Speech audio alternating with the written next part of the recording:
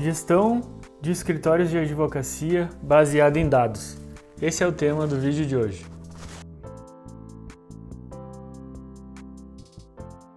Conversando com um caminhoneiro, amigo meu, ele me contava sobre os custos do seu negócio e como ele fazia os investimentos. Ele falou exatamente o custo do frete para diferentes lugares do Brasil, manutenção, pneu, combustível, pedágios, sabia tudo isso, inclusive os tributos e os juros de financiamento calculados por quilômetro rodado. Fiquei impressionado como ele sabia disso. Ele me respondeu que na categoria dele isso era muito comum e uma coisa normal. Mas para a cultura que temos na advocacia isso não é comum, é uma exceção. Saber os dados básicos sobre o seu negócio é um aprendizado que o advogado precisa ter.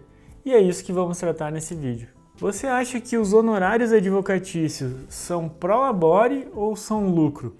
99% dos advogados responde uma das duas opções, mas não é nenhuma delas. Na verdade, honorários são receita bruta. Mesmo que você trabalhe sozinho, os honorários pagam tudo no seu escritório. O pro labore vem no início, como retorno do seu trabalho, porque o advogado precisa se manter mensalmente para poder advogar. O lucro, por sua vez, vem lá pelo final, e são decorrentes não do trabalho, mas da boa gestão, e somente depois de se pagar todas as despesas.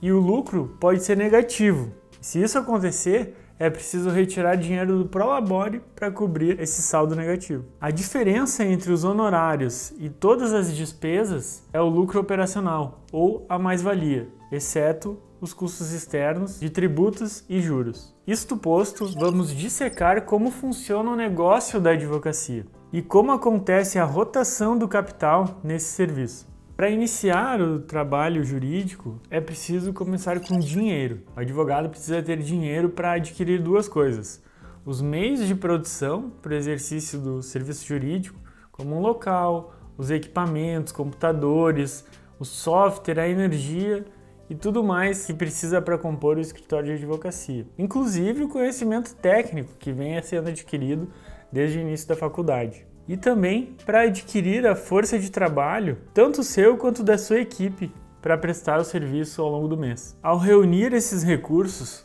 o advogado inicia a fase de prospecção. Prospectar a matéria-prima para a advocacia, que na verdade são os problemas jurídicos solucionáveis, é o primeiro passo para a prestação do serviço jurídico. Os casos das pessoas que vão ser seus clientes. E após fazer isso, ele reduz esses casos em informações, em dados, que são armazenados de uma forma que fique possível trabalhar em cima do caso. Seja no seu próprio cérebro, seja em papéis ou seja num software adequado. Essa fase inclui o marketing jurídico e a negociação de contratos e encerra na data do fechamento do contrato de honorários. Contatos realizados, oportunidades de negócios, taxa de conversão de oportunidades em clientes e custo de aquisição de clientes. Essas são as métricas essenciais para se medir nessa fase, de preferência segmentados por tipo de ação e por área do direito. Com o contrato assinado, o advogado passa para a fase de produção jurídica. Nessa fase é quando se desenvolve o trabalho jurídico mais técnico. Etapa extrajudicial, judicial ou instrutória, fase recursal ou também serviços de consultoria. Apesar dessas etapas, faz mais sentido econômico organizar elas como uma fase só, a de produção. E essa fase termina no momento do trânsito em julgado do processo, ou na finalização de entrega do serviço de consultoria.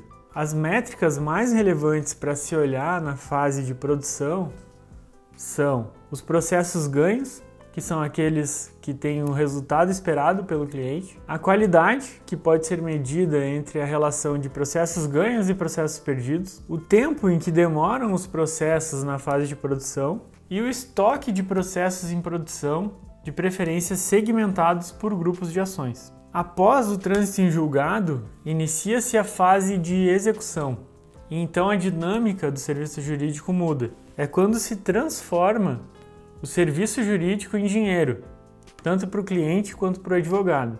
É verdade que se adiantam honorários muitas vezes em fases anteriores do serviço jurídico, mas é assim na economia também, onde se adiantam ou se encomendam produtos mesmo antes de serem entregues.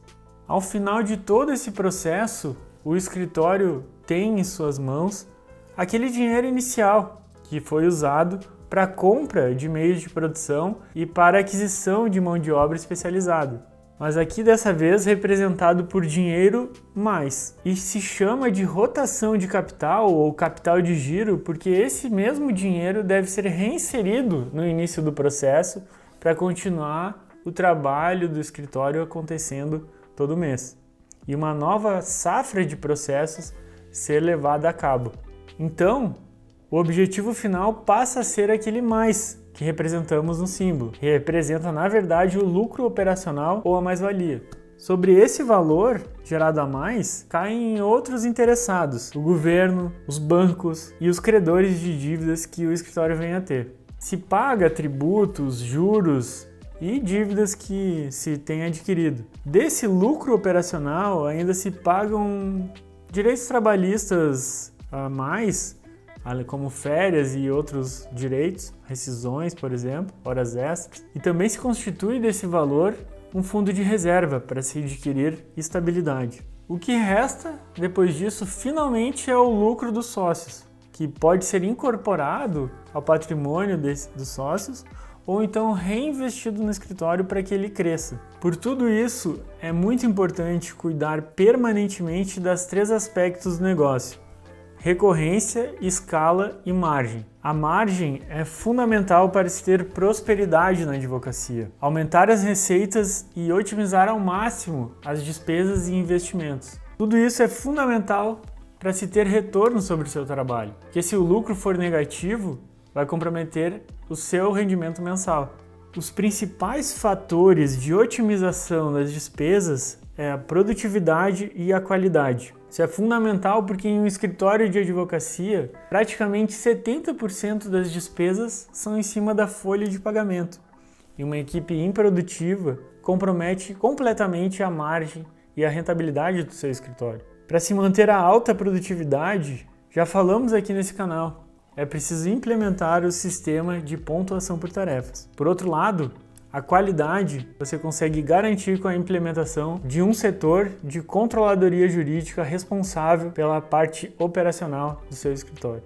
Portanto, analisar os dados do seu escritório, focando nesses 3 aspectos que eu citei anteriormente, aumentar o estoque de processos a partir de uma prospecção eficiente. Em segundo lugar, você precisa olhar para a recorrência, ou seja, para o tempo em que o capital gira dentro do seu escritório. Priorizar a velocidade com os processos acabam e são entregues para o seu cliente sem postergar nada. Em terceiro lugar, como eu já falei, a margem, que deve otimizar ao máximo os custos e implementar sistemas e metodologias que elevem a produtividade e a qualidade do seu escritório. Essas são as dicas essenciais para você implementar no seu escritório, mas sem um sistema de Business Intelligence que acompanhe as métricas do seu escritório, é impossível acompanhar tantas informações dentro de uma planilha de Excel ou de outras formas de controle. Veja, nem sempre só o talento e a dedicação à parte técnica,